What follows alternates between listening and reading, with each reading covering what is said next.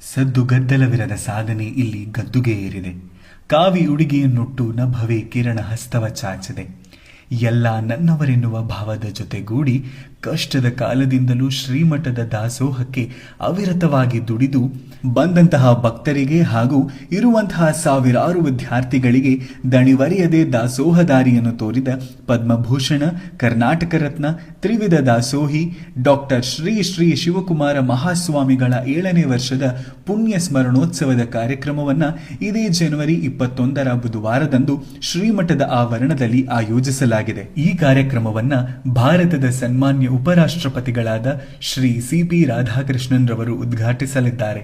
ಕರ್ನಾಟಕ ರಾಜ್ಯದ ಗೌರವಾನ್ವಿತ ರಾಜ್ಯಪಾಲರಾದ ಶ್ರೀ ತಾವರ್ ಚಂದ್ ಗೆಹ್ಲೋಟ್ ರವರು ಅಧ್ಯಕ್ಷತೆ ವಹಿಸಲಿದ್ದಾರೆ.